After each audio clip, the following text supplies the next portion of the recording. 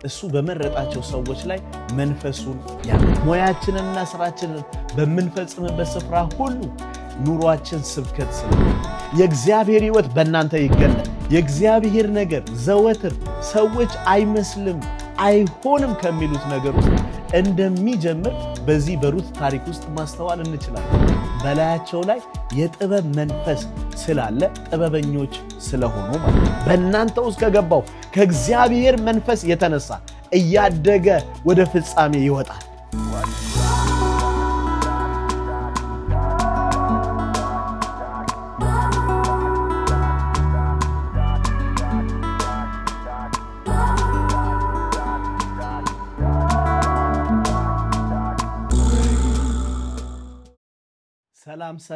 ሰላም ለእናንተ ይሁን። ይህ ይራራል ሚዲያ ነው።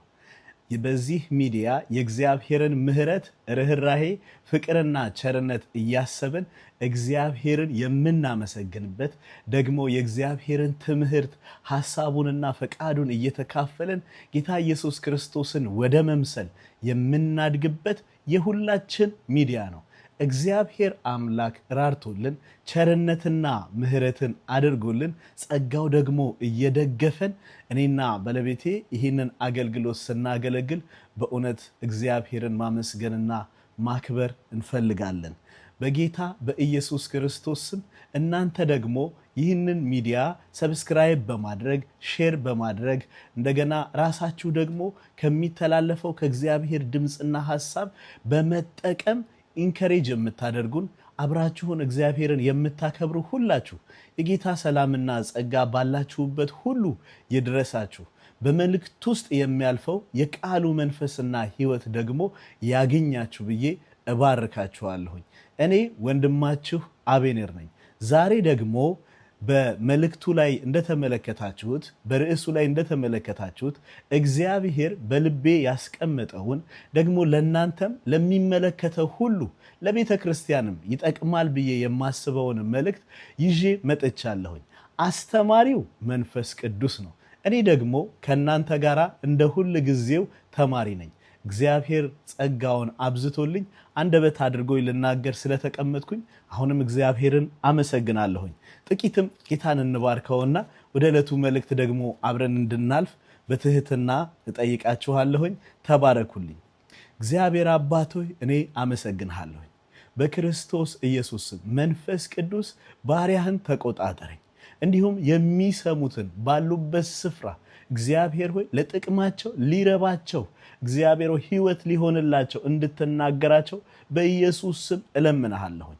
በጌታ በኢየሱስ ክርስቶስ ስም ይህንን ፕላትፎርም እግዚአብሔር ሆይ ይህ መልእክት በገባበትና በደረሰበት ስፍራ ሁሉ እግዚአብሔር አባት ሆይ ለሚመለከቱ ምሕረትህ፣ ርህራሄ፣ ቸርነትህ በክርስቶስ ኢየሱስ ስም በውስጤ ከምትሰራው ከእግዚአብሔር መንፈስ እንዲሁም ደግሞ ከልጁ ከኢየሱስ ክርስቶስ ከእግዚአብሔር ከአባታችንም በክርስቶስ ኢየሱስ ስም እንዲደርሳቸው ዛሬ አባት ሆይ እለምንሃለሁ።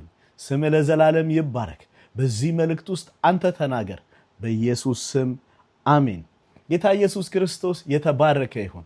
እንግዲህ ዛሬ ቮኬሽናሊ ኮልድ ወይም ደግሞ ቮኬሽናል ኮሊንግ ወይም ደግሞ በአማርኛ አጠራሩ አቻ ትርጉም ስፈልግ ለማግኘት እንግዲህ የሞከርኩትን እናገራለሁ። ስራን ለወንጌል ተልእኮ በሚል ልንፈታው እንችላለን። አቻ ትርጉም ባይሆንም ግን ተመጣጣኝ የሆነ ትርጓሜ ይሰጠዋልና እሱም ብንጠቀም መልካም ነው ብዬ አስባለሁኝ። በዚህ መልእክት ውስጥ እግዚአብሔር ስለ ስራ ምን ያስባል ወይም ደግሞ ስራ በእግዚአብሔር ቃልና በእግዚአብሔር ሐሳብ ውስጥ ምንድነው የሚለውን ብንማማርና ብንመለከት እጅግ በጣም መልካም ነው ብዬ አስባለሁ። ብዙ ጊዜ የራሴን ማስተዋልና መረዳት ነው የምናገረው። ይህ መልእክት በቤተ ክርስቲያን ሲሰበክና ብዙ ጊዜ ይህ መልእክት በቤተ ክርስቲያን ሲነገር ሰምቼው አላውቅም። ምናልባት ሰምታችሁ አስተምራችሁ የምታውቁ ሰዎች ካላችሁ አሁንም በትህትና ይቅርታ ጠይቃለሁ። ነገር ግን በልቤ ይሄ ሸክምና ይሄ ሐሳብ ስላለ ዛሬ ለእናንተ መልእክቱን ባላችሁበት ለምትሰሙ ሁሉ እንዲደርስ የእግዚአብሔር መንፈስ በልቤም ደግሞ እጅግ በጣም አክብዶት ስለሆነ ይህንን መልእክት ለእናንተ ላጋራ እወዳለሁ። እንግዲህ ብዙ ጊዜ ስለ ስራ ሲነሳ በሐሳባችን ቀድሞ የሚመጣው በተለይ አማኞችና ክርስቲያኖች እምነትና ስራ የሚለው ብዙ ጊዜ የሚነሱ ትምህርቶችና የጥያቄና መልስ ሂደቶችን አይነት ሊሆን ይችላል። ነገር ግን በዛሬው መልእክቴ ላይ የማወራው ይህንን ሳይሆን ዛሬ እግዚአብሔር እንዲያስተምረን በፊቱ የቀረብነው ስራ ስንል ሰው በአይምሮ በመጠቀም እንደገና ደግሞ አካላዊ ሰውነቱን ጥበቡንና ማስተዋሉን እጁንና ምክንያቱም ለስራ የሚውል የትኛውንም የአካሉን ጉልበቱን ማይቱን እግዚአብሔር የሰጠውን ነገር በሙሉ ተጠቅሞ የሚሰራውን ስራ ለማለት ፈልጌ ነው። ስለዚህ ስራ ስንል ሰው ለመኖር ለመተዳደር እንደገና ደግሞ በዛ ውስጥ ደግሞ የሚያደርገውን ነገር በዓለማችን ላይ የተሰሩትን ብዙ ነገሮች እናስተውላለን። ከፍጥረት መጀመሪያ ጀምሮ በዛ አቅጣጫ እንድትመለከቱትና በዛ ውስጥ የእግዚአብሔር ሐሳብ ምን እንደሆነ ዛሬ እግዚአብሔር እንዲያስተምረን እንሰማለን። የእግዚአብሔርን ድምፅ እንጠራለን፣ እንጠብቃለን ማለት ነው። ክብር ለእግዚአብሔር ይሁን። እንግዲህ መልእክቴን በሶስት ክፍሎች ከፋፍዬ ብናገር ደስ ይለኛል። በመጀመሪያ በተለይ ኢንስፓየር ካደረገኝ መልእክቴን እንድናገር ኢንስፓየር ከተደረግኩበት የእግዚአብሔር ቃል ክፍል ከማንበቤ በፊት እግዚአብሔር በቃሉ ውስጥ ስለ ስራ ምን ይላል የሚለውን በመጽሐፍ ቅዱሳችን መጀመሪያ ወይም ደግሞ በፍጥረት መጀመሪያን የሚያወራውን የዘፍጥረት መጽሐፍ ምዕራፍ 1 እና 2 ላይ ያለን ሐሳብ በጥቂቱ ብዳስስ ደስ ይለኛል። ክብር ለእግዚአብሔር ይሁን። በዚህ ሐሳብ ላይ በዚህ የመጽሐፍ ቅዱስ ክፍል ላይ እግዚአብሔር እንግዲህ ስራን ራሱ እንደፈጠረው ማስተዋል እንችላለን። ምክንያቱም እግዚአብሔር አስቀድሞ የሰውን ልጅ ሲፈጥር እና ከፈጠረም በኋላ እግዚአብሔር በመልካችን እንደ ምሳሌያችን ሰውን እንፍጠር ብሎ ከፈጠረ በኋላ ሴትና ወንድ አድርጎ ፈጠራቸው። ከዛም ባረካቸው ይለናል። እግዚአብሔር ባረካቸው፣ ብዙ ተባዙ፣ ምድርንም ሙሏት ይልና በሰማይ ያሉትን አዋፍት፣ በምድር የሚንቀሳቀሱትን፣ በባህር ውስጥ ያሉትን ሁሉ ግዙ ይላል። ሃሌሉያ! ክብር ለእግዚአብሔር ይሁን።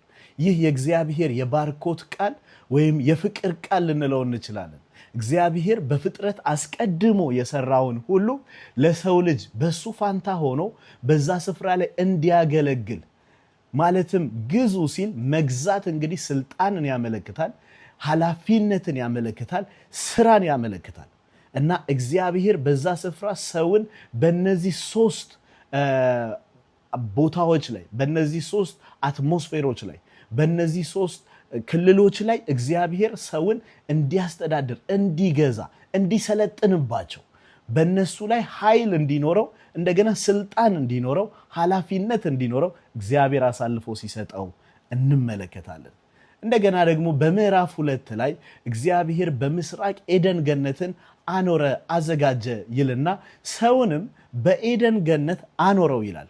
በጣም በሚገርማችሁ ሁኔታ የእግዚአብሔር ቃል ሲናገር ሰውን በምድረ ገነት አኖረው ይልና እንዲያበጃትና እንዲንከባከባት የሚል ቃል አለ። ይህንን ቃል ከዚሁ ከምዕራፍ 2 ላይ እግዚአብሔር ሰውን ከምድር አፈር አበጀው ወይም ሰራው፣ ከምድር አፈር ሰውን ሰራው በሚለው በዚሁ በተመሳሳይ ቃል ሰው ደግሞ በኤደን ገነት ውስጥ እንዲኖርና እንዲያበጃት፣ ሃሌሉያ፣ እንዲያበጃት እንዲንከባከባትም የእግዚአብሔር ሐሳብ ሆኖ በዛ ተቀምጧል ማለት ነው። ስለዚህ ከዚህ ምን እንረዳለን? ሰው እንዲሰራ የእግዚአብሔር ሐሳብ ነው። ስራም ደግሞ መንፈሳዊ ነው እና እግዚአብሔርም አስቀድሞ በራሱ ክብርና ሕልውና ውስጥ እንኳን የሰው ልጅ ሲኖር የእግዚአብሔርን ዕውቀት እየተካፈለ ከሱ ጋር እያወራ የሱ ድምፅ በሚንቀሳቀስበት በኤደን ገነት ውስጥ እንኳን እግዚአብሔር ስራን ፈጥሮ ነበረ። ምናልባት ስራ ምን ያደርጋል? እግዚአብሔር እቅፍ ውስጥ ከገባን ከእግዚአብሔር ጋር አብረን ካለን ስራ ምን ያደርጋል ካላችሁ በዛው ክፍል ላይ ልናስተውል የምንችለውን አንድ ነገር ማየት እንችላለን። ምክንያቱም እግዚአብሔር ስራን ለሰው ልጅ ያዘጋጀበት አንደኛው ምክንያት ራሱ እግዚአብሔር በጣም በህብረት የሚያምን ከሰዎች ጋርም ኮሚኒኬት ማድረግን ህብረት ማድረግን የሚፈልግ አምላክ እንደሆነ እናስተውላለን። ስለሆነም ሰዎች በሚኖራቸው አክቲቪቲ ኢንጌጅድ በሆኑበት በእንቅስቃሴው የእግዚአብሔርን ፈቃድ የእግዚአብሔርን ምሪት ድምጹንና ከእግዚአብሔር ጋር ያለ ግንኙነትን በመፈለግ ዘወትር ከእግዚአብሔር ጋር ህብረት እንዲያደርጉ በጣም መልካም የሆነ መንገድ ሆኖ እናገኘዋለን ማለት ነው። ስራ ከእግዚአብሔር ጋር ለመነጋገር በጣም መልካም የሆነ ወደ እግዚአብሔር ለመሄድ ከእግዚአብሔር ምህረት እርዳታን ቸርነትን እገዛን ለመጠየቅ በጣም መልካም የሆነ ምክንያት የሆነ ለህብረት ምክንያት የሆነ ሆኖ እናገኘዋለን ማለት ነው። ይህንንም እግዚአብሔር በራሱ ሐሳብ አድርጎታል። ክብር ለእግዚአብሔር ይሁን። እንግዲህ ከሰው ውድቀት አስቀድሞ ስራ እንደዚህ ከነበረ ከሰው ውድቀት በኋላስ ስራ ቀጠለ ወይስ ተቋረጠ? ምክንያቱም አብዛኛው ጊዜ እኔ ያናገርኳቸው ሰዎችም በውይይትም የሰማሁት አንዳንድ ነገር ስራ የውድቀት ምክንያት እንደሆነ የሚናገሩ ሰዎች አሉ።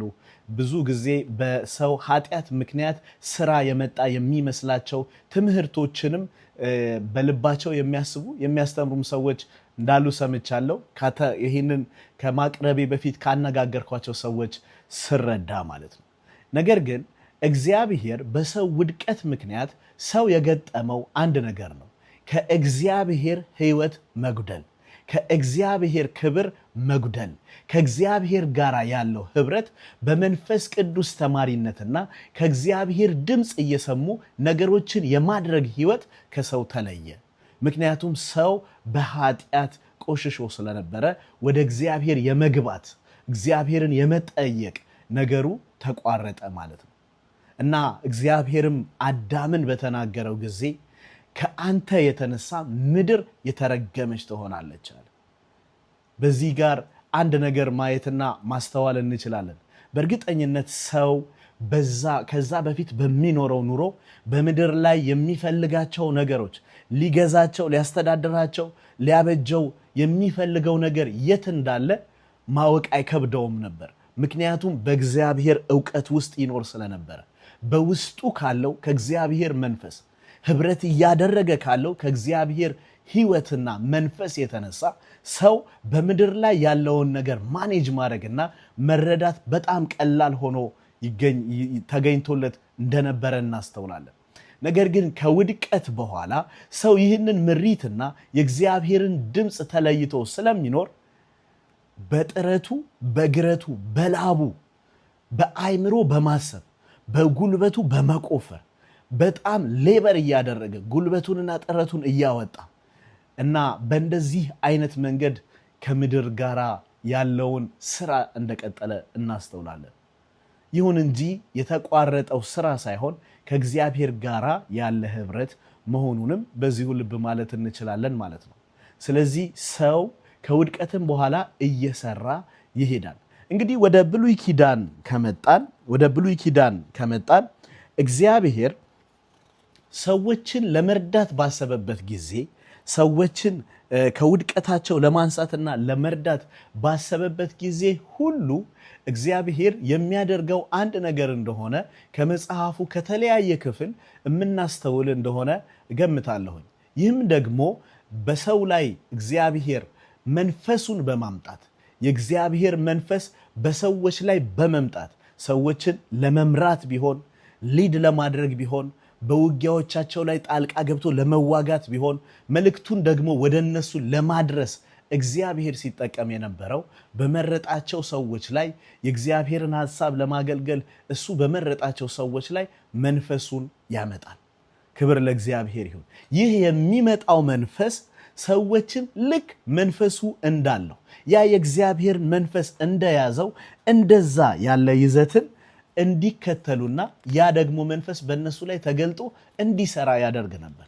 ለምሳሌ 3 ዋና ዋና የአገልግሎት ክፍሎች ብዙዎቻችን የምናስተምራቸውና የምናውቃቸው የነብይነት፣ የንጉስነት እና የካህንነት አገልግሎቶች፣ እነዚህም የእግዚአብሔር መንፈስ በላያቸው ላይ በመጣ ሰዎች እንደሚሰሩ እግዚአብሔር በዚህ ህዝቡን ሲጠቅምና ሲያገለግል እንደቆየ የምናቅ ሆኖ እንዲሁም ደግሞ ለምሳሌ ወታደሮችን፣ የጦር መሪዎችን ዳኞችን ወይም መስፍኖችን ለህዝብ የሚፈርዱትን እንደገና ደግሞ ቤቶችን የሚሰሩ ለምሳሌ መቅደስ የሚሰሩትን ድንኳን የሚተክሉትን የካህናትን ልብስ የሚያዘጋጁትን የተለያዩትን ሰዎች እንዲሁ እግዚአብሔር ከሱ መንፈስ እየከፈለ ከሱ መንፈስ እየሰጠ እግዚአብሔር አገልግሏቸዋል።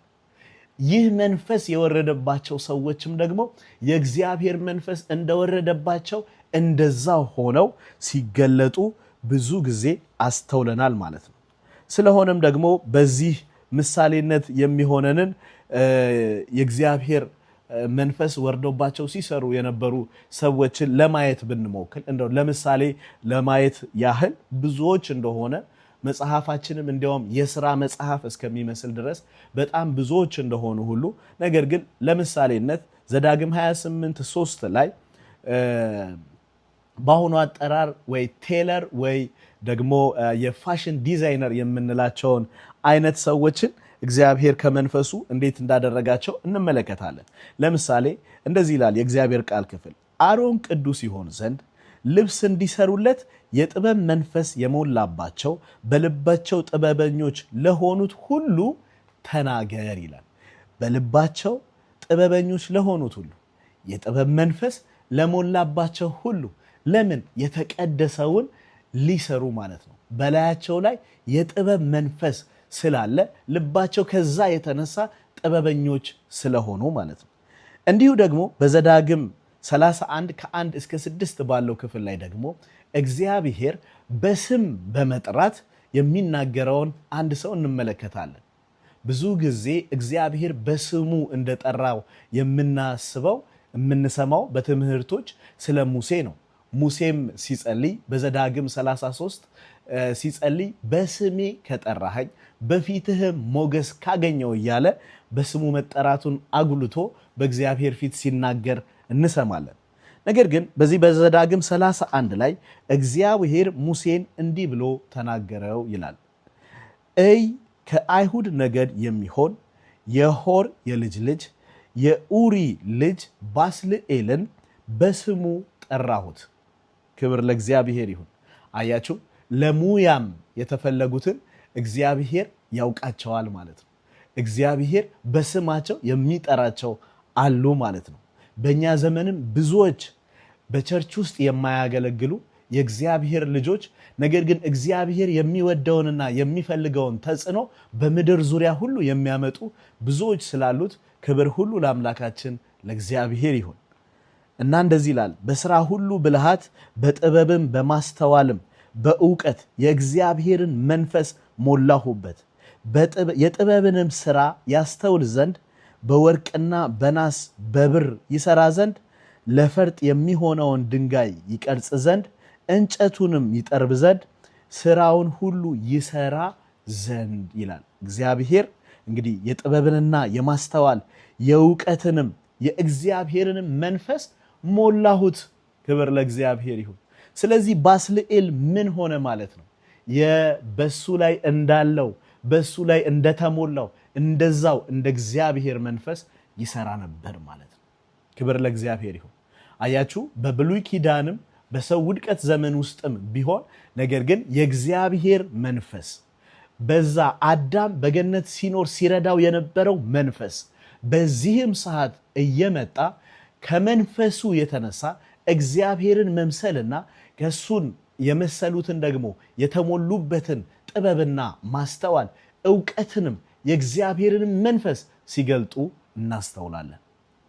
እንግዲህ ለዚህ መልእክት በጣም ኢንስፓየር ያደረገኝ የመጽሐፍ ቅዱስ ክፍል ደግሞ ምን እንደሆነ ልንገራችሁ። ይህ ክፍል በሩት መጽሐፍ ውስጥ ይገኛል። በዚህ መጽሐፍ ውስጥ ደግሞ ታሪኩ የራሱ የመጽሐፉ ስም የተሰየመላት ሩት ነች።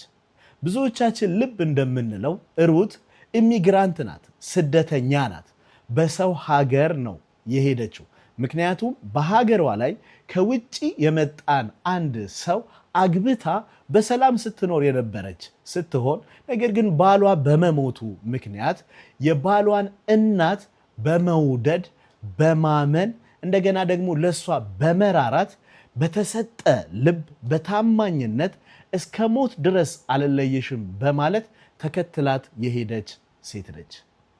ሩት የሄደችው ወደ ቤተልሔም ይሁዳ ቤተልሔም ነው። እዛ እንግዳ ነች፣ አገሯ አይደለም፣ የምታውቀው ሰው የለም። ስለዚህ እገሌ ነኝ ከገሌ ወገን ነኝ በአገሬ እንዲህ ነበርኩ ብትል የሚሰማት የለም። ብዙዎቻችሁ ታውቃላችሁ፣ ምናልባት ከሀገራችሁ ርቃችሁ እየሰማችሁኝ ያላችሁ ልትኖሩ ትችላላችሁ። ከሀገር ወጥቶ እንደ ልብ የወደዱትን ነገር መስራት አይቻልም።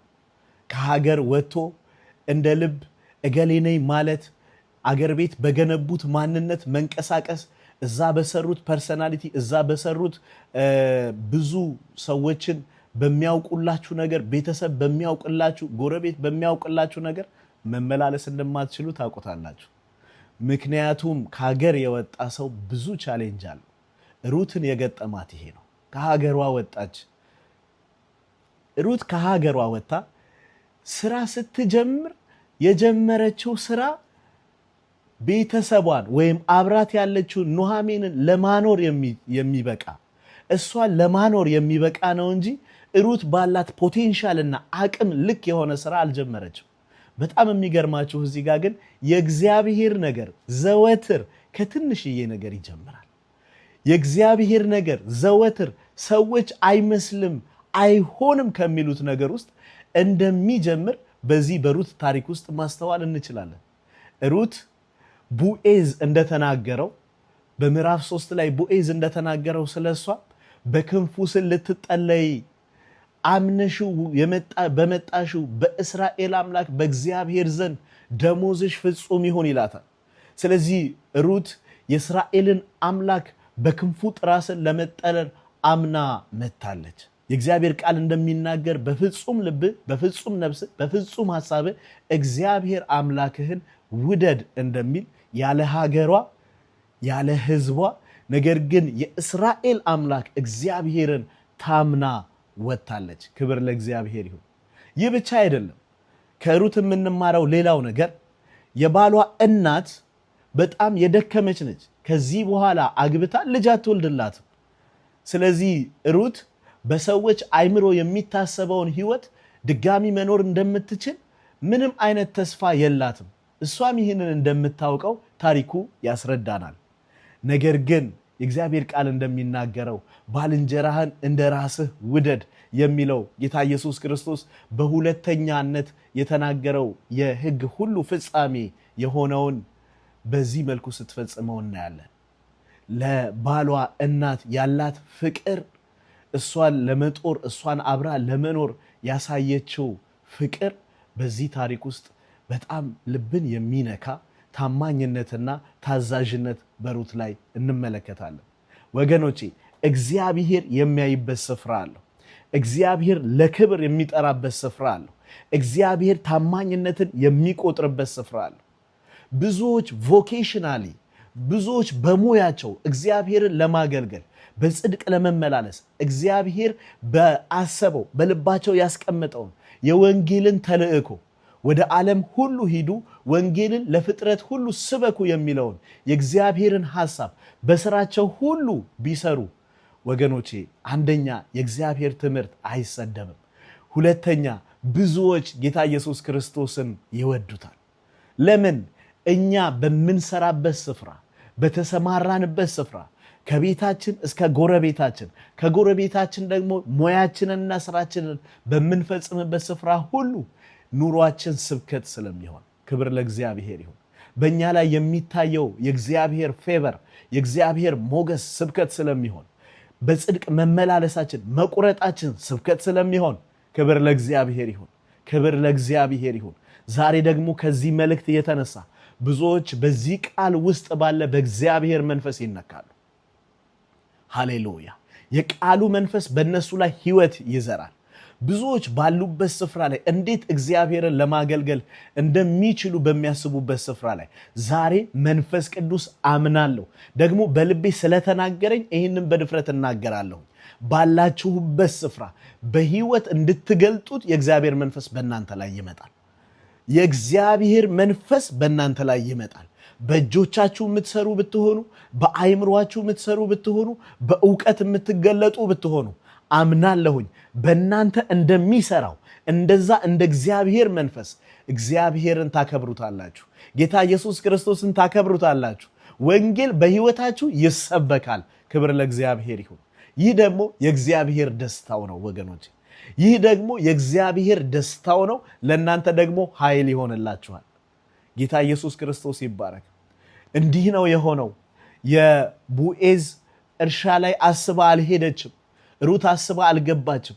የእግዚአብሔር ቃል በዛ መጽሐፍ ክፍል ላይ በእውነት እንድታነቡት በጣም አበረታታችኋለሁ።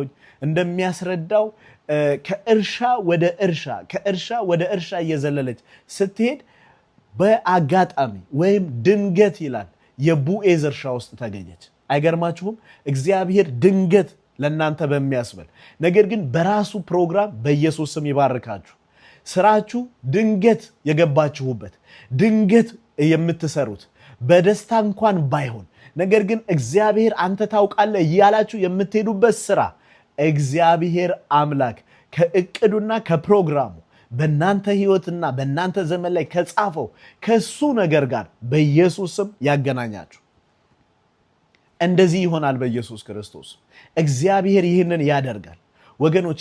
ሚራክል ተአምር ይሄ እንደ ሎተሪ ደግመን እየቆረጥ ነው ድንገት የሆነ ሰዓት ላይ የሚወጣልን ነገር አይደለም ወገኖቼ። ልንገራችሁ፣ ሚራክል ማለት እግዚአብሔር በእኛ ህይወት ላይ የጻፈው እግዚአብሔር የሚያውቀው እቅድ፣ ነገር ግን ሚራክል የሚደረግለት ሰው አያውቀውም። ሚራክል የሚደረግለት ሰው አያስተውለውም። ነገር ግን እግዚአብሔር በጸሎቱ ሊሆን ይችላል፣ በመታመኑ ሊሆን ይችላል፣ በመታዘዙ ሊሆን ይችላል፣ ወይም ደግሞ ሌሎች ሰዎች ሲጸልዩለት ከሚመጣው ከእግዚአብሔር መንፈስ ከተካፈለው ሊሆን ይችላል። ነገር ግን እግዚአብሔር አንድ ሰው ባልገመተው ሁኔታ ሚራክል ያደርግለታል። ክብር ለእግዚአብሔር ይሁን። በሩት ህይወት ውስጥ የሆነው እንደዚህ ነው። ሩት በድንገት በገባችበት እርሻ ውስጥ ዋርሳዋን አገኘች። ሃሌሉያ! ዋርሳዋን አገኘች ወገኖቼ። የሚቤዣትን አገኘች። በአይምሮዋ ያላሰበችው፣ ከሀገሯ ለዚህ ብላ ያልወጣችለት፣ በዘር የማታውቀው ይህ ሰው ይህ ነው ብላ የምትጠራው አንዳች የሌላት ሩት ዋርሳዋን የሚቤዣትን አገኘች። ይህ ብቻ አይደለም፣ በጣም ኢንስፓየር ያደርገኛል። በእውነት በታማኝነት እንድሰራ ያደርገኛል። ይሄ ዛሬ እናንተንም እንደዚህ እንደሚያደርጋችሁ አምናለሁኝ። ይህ ብቻ አይደለም፣ የእግዚአብሔር እቅድና ፕሮግራም በህይወቷ ላይ እንደነበረ አታውቅም ነበር። ነገር ግን ሩት የእግዚአብሔር ሐሳብ ውስጥ ገባች። ከቡኤዝ ኢዮቤድን ወለደች። ኢዮቤድ እሰይን ወለደ። እሰይ ደግሞ ዳዊትን ወለደ። በክርስቶስ ኢየሱስ የዘር ሐረግ ውስጥ ስሟ ተጠራ። ሃሌሉያ! በወንጌል ውስጥ ስሟ ተጠራ። ሩት ቦኤዝ ከሩት ኢዮቤድን ወለደ ተብሎ በመጽሐፍ ቅዱስ ተጻፈላት። ይህቺ ከደጅ የመጣች በእውነት የአሕዛብን መዳን ምስክርነት አስቀድማ እግዚአብሔር በህይወቷ እንዲትነገር ያደረጋት ስለመቤዠት እግዚአብሔር ዋጋን ከፍሎ የሰው ልጅን ስለመግዛቱ የክርስቶስ ኢየሱስ ምሳሌ ሆኖ በእሷ ህይወት ውስጥ ቡኤዝ በመምጣቱ በታማኝነቷ ጌታ ኢየሱስ ክርስቶስን ሰበከችው። ለእኛም የሆነልን ወገኖቼ እንደዚህ ነው። ጠፍተን በነበረ ሰዓት፣ ተንከራተን በነበረ ሰዓት፣ ደክመን በነበረ ሰዓት፣ ነገር ግን እግዚአብሔር ከወደደን ከታላቅ ፍቅሩ የተነሳ ከክርስቶስ ጋር ህይወትን ሰጠን ወገኖቼ። ተቤዠን። ሃሌሉያ! ተቤዠን። ሃሌሉያ! ይህ ትምህርት ደግሞ በዚህ ታማኝ ሴት ተገለጠ። ለምን? በስራዋ። ሃሌሉያ! ሃሌሉያ! ዝቅ ብላ ስራ ጀመረች። ዛሬ በየትኛውም ዓለም የምትሰሙኝ ኢትዮጵያውያን፣ ኤርትራውያን ወይም ይሄ የምናገረውን ቋንቋ የምትሰሙ በክርስቶስ ኢየሱስም በየትኛውም ሁኔታ የጀመራችሁት ስራ ነገር ግን በእናንተ ውስጥ ከገባው በክርስቶስ ኢየሱስ በማመናችሁ በእናንተ ውስጥ ከገባው ከእግዚአብሔር መንፈስ የተነሳ እያደገ ወደ ፍጻሜ ይወጣል። ሃሌሉያ! አምናችሁ በተጠለላችሁበት በእስራኤል አምላክ ስር አምናችሁ በተጠለላችሁበት በእስራኤል አምላክ ዘንድ ደሞዛችሁ ፍጹም ይሆናል። ሃሌሉያ! ደሞዛችሁ ፍጹም ይሆናል።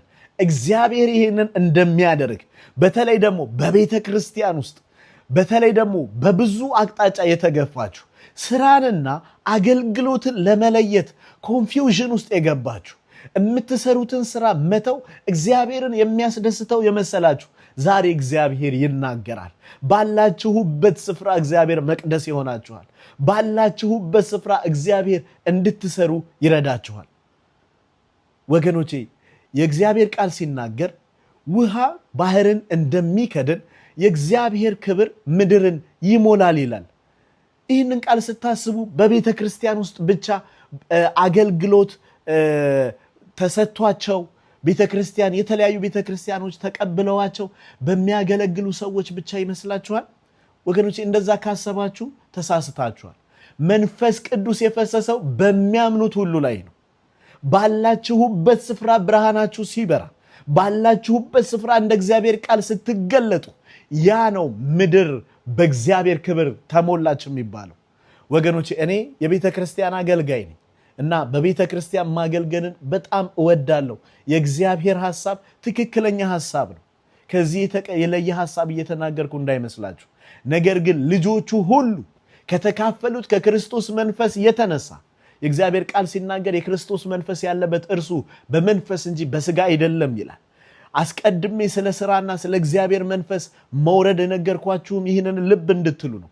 እናንተ የተካፈላችሁት መንፈስ የእግዚአብሔር መንፈስ ከሆነ፣ እናንተ የተቀበላችሁት እውነት የእግዚአብሔር መንፈስ ከሆነ፣ ይህ መንፈስ ደግሞ ከሶስቱ አካል አንዱ አካል ስለሆነ ዛሬ ባላችሁበት በየትኛውም ስፍራ በተሰማራችሁበት ስራ በነካችሁት ነገር ሁሉ የእግዚአብሔር ሕይወት በእናንተ ይገለጣል።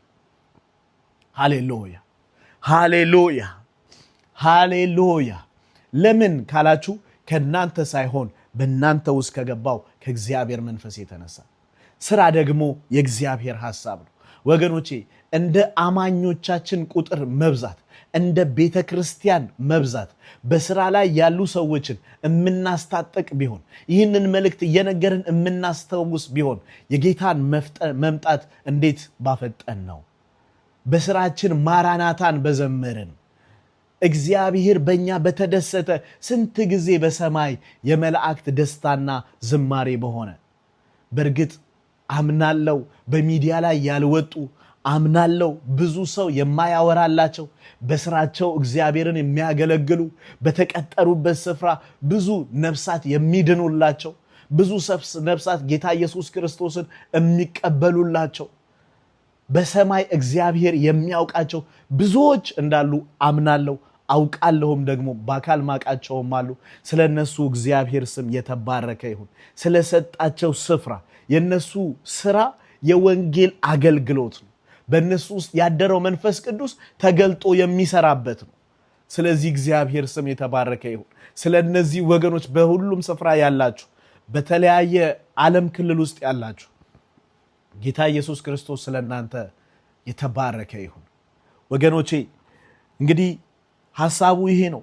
ጌታ ኢየሱስ ክርስቶስን በምድር መጥቶ ባገለገለበት ጊዜ እየነገረ ስለ መንግስቱ ወንጌል ሲያስተምረን፣ ስለ እግዚአብሔር መንግስት ሲነግረን እያገለገለን የነበረው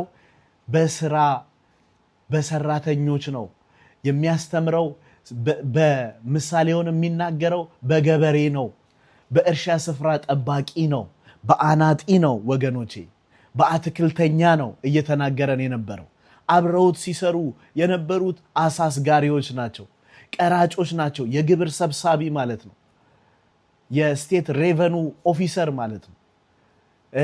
አብረውት ይሰሩ የነበሩት የምኩራብ አለቆች፣ አምነው ወደሱ የመጡ የምኩራብ አለቆች፣ አንዳንዶች የአገር ገዢዎች ናቸው፣ አስተዳዳሪዎች በኢየሱስ ክርስቶስ አምነው ነበረ። ወገኖቼ ብዙዎች በስራ የተመሰከረላቸው በጌታ በኢየሱስ ክርስቶስ ያመኑ ነበሩ። መጽሐፍ ቅዱሳችን በሶስተኛው ክፍል በዚህ በትምህርት የሶስተኛው ክፍል ላይ በአዲሱ ኪዳን ወይም በአዲስ ፍጥረት ሪያሊቲ ውስጥም ብዙዎች እንደሚሰሩ እናስተውላለን። ጌታ ኢየሱስ ክርስቶስ ራሱ የአናጺ ልጅ ነው። በልጅነቱም እንደሰራ መጽሐፍ ቅዱስ ያስተምረናል። ስለዚህ ጌታ ኢየሱስ ክርስቶስ ሲሰራ በኃጢአት ጌታ ኢየሱስ ክርስቶስ ተፈትኖ ነበር? አልተፈተነም። ኃጢአት አልነካውም። ስለዚህ ሊያሰራው የሚችል የኃጢአት ኃይል ኖሮ አይደለም።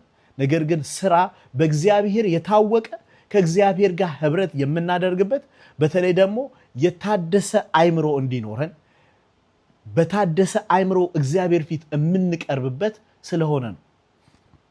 ይህንን ደግሞ የሚያስረዳልን በዚህ በሮሜ መጽሐፍ ምዕራፍ 12 ላይ ሐዋርያው ጳውሎስ የተናገረውንና አንድ ሌላ ክፍል ጨምሬ መልእክቴን እንጨርሳለሁ። ጌታ ኢየሱስ ይባርካችሁ። በዚህ በምዕራፍ 12 ላይ በሮሜ መጽሐፍ በሮሜ መልእክቱ ሐዋርያው ጳውሎስ ሲናገር አስቀድሞ የዚህ ምዕራፍ ሐሳብ የሚያወራው ራሳችንን በእግዚአብሔር ፊት ሕያውና ቅዱስ መስዋዕት አድርገን እንድናቀርብ በውስጥ የአእምሮ መንፈስ እንድንታደስ የእግዚአብሔር ፈቃድ ምን እንደሆነም እንድናውቅ የእግዚአብሔር ፈቃድ በጎና መልካም የሆነውን እንድናውቅ በአእምሮ መንፈስ እንድንታደስ ነው። በተለይ ደግሞ ከቁጥር 9 ጀምሮ በአእምሮ መንፈስ የታደሱ ጌታ ኢየሱስ ክርስቶስንም ለመምሰል የወደዱ ምን እንደሚመስሉ እና እንዴት እንደሚኖሩ ባጭሩ የሚናገረው ዝርዝር አለ። እኔ ሁሉን አላነባውም፣ ነገር ግን ከቁጥር 9 እስከ 13 ያለውን አነባለሁ። እንደዚህ ይላል፣ ፍቅራችሁ ያለ ግብዝነት ይሁን፣ ክፉን ነገር ተጸየፉት፣ ከበጎ ነገር ጋር ተባበሩ፣ በወንድማማች መዋደድ እርስ በርሳችሁ ተዋደዱ፣ እርስ በርሳችሁ ተከባበሩ። ከዛ ለስራ ከመትጋት አትለግሙ። አይገርማችሁ? ይህ ቃል በምን አይነት ቃሎች መካከል እንዳለ ብታስተውሉ በጣም ነው የሚገርመው። ቀጥሎ እንደዚህ ይላል፣ በመንፈስ የምትቃጠሉ ሁኑ፣ ለጌታ ታዘዙ፣ በተስፋ ደስ ይበላችሁ፣ በመከራ ታገሱ፣ በጸሎት ጽኑ፣ ቅዱሳንን በሚያስፈልጋቸው እርዱ፣ እንግዶችን ለመቀበል ትጉ ይላል። ክብር ለእግዚአብሔር ይሁን። እንግዲህ በመንፈስ የምትቃጠሉ ሁኑ፣ ለጌታ ተገዙ፣ በተስፋ ደስ ይበላችሁ፣ በጸሎት ጽኑ። እነዚህን በተለያዩ ስብከቶች በመንፈስ ቅዱስ ሙላት፣ በአገልግሎት ትምህርት፣ በጽድቅ ስለመመላለስ፣ ክርስቶስን ስለመምለስ ስለመምሰል የአዲስ ፍጥረት ሪያሊቲ ውስጥ ብዙ ጊዜ ሰምተናቸዋል። ብዙ ትምህርቶችንም እኔም አስተምሬያለሁ። እናንተም በተለያየ ስፍራ ስታስተምሩ ወይም ስትማሩ እንደነበራችሁ አስተውላለሁ። ነገር ግን ይህ ስለ ስራ የሚያወራው ቃል ደግሞ በእነዚህ ቃላት መካከል ይገኛል። ምን ይለናል? ለስራ ከመትጋት አትለግሙ። አይገርማችሁም? እንደገና ይሄው ሐዋርያው ጳውሎስ በተሰሎንቄ መልእክቱ በተለይ ደግሞ በምዕራፍ 4 ከቁጥር 11 ጀምሮ የሚናገረውን ቃል አንብብላችሁ። እንደዚህ ይላል፣ ነገር ግን ወንድሞች ሆይ ከፊት ይልቅ ልትበዙ በጸጥታም ልትኖሩ ዘንድ ልትቀኑ በጸጥታም ትኖሩ ዘንድ ልትቀኑ የራሳችሁን ነገር ልትጠነቅቁ። ምን ማለት ነው? የራሳችሁን ነገር ፈጽማችሁ ልትሰሩ እንዳዘዝኳችሁም በውጭ ባሉት ዘንድ በአግባብ እንድትመላለሱ አንዳችም እንዳያስፈልጋችሁ።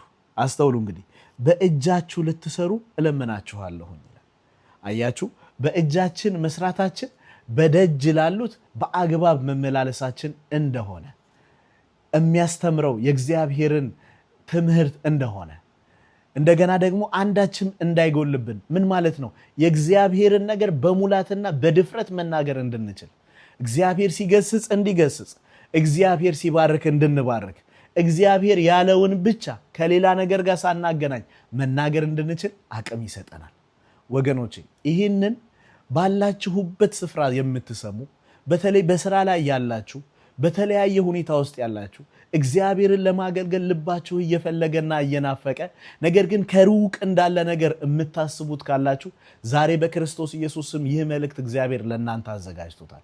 ባላችሁበት ስፍራ እግዚአብሔር የሚከብርበትን ይልቁንም በጌታ ፊት ሄደን በፊቱ በምንቀርብ ጊዜ አክሊልን የሚያሸልመንን ቀርቦ እንዲያገለግለን የሚያደርገንን የእግዚአብሔርን ሐሳብ እንዳካፈልኳችሁ አምናለሁ። ዛሬ በጌታ በኢየሱስ ክርስቶስ ከዚህ ቃል የተነሳ ከቃሉ መንፈስ የተነሳ ባሉበት ስፍራ እግዚአብሔርን ለማገልገል በትዳራቸው ውስጥ ቢሆን፣ በልጆቻቸው ዘንድ ቢሆን በጎረቤቶቻቸው ዘንድ ቢሆን በስራ ስፍራቸው በተሰማሩበት የሚነሱ ትውልዶች እንዲነሱ በጌታ በኢየሱስ ክርስቶስ እግዚአብሔርን ማገልገል በአንድ አቅጣጫ ብቻ እንዳልሆነ በህይወት የሚገለጥ እንደሆነ የሚገባቸው ትውልዶች እንዲነሱ በጌታ በኢየሱስ ስም እጸልያለሁ።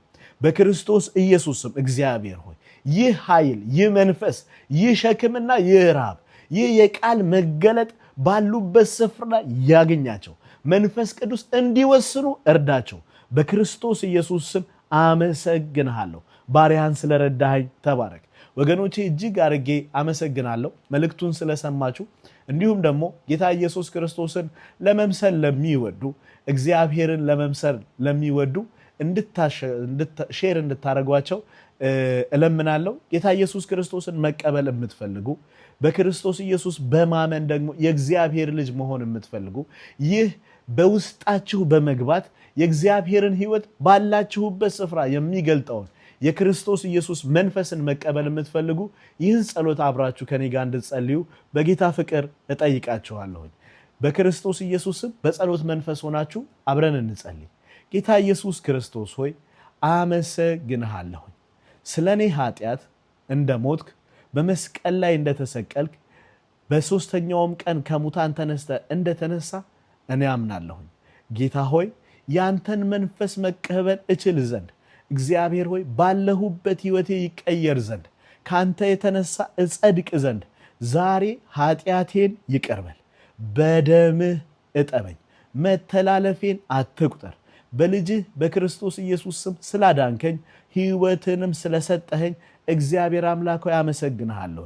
በጌታ በኢየሱስ ስም አሜን። ተባረኩ። ጌታ ኢየሱስ ይባርካችሁ።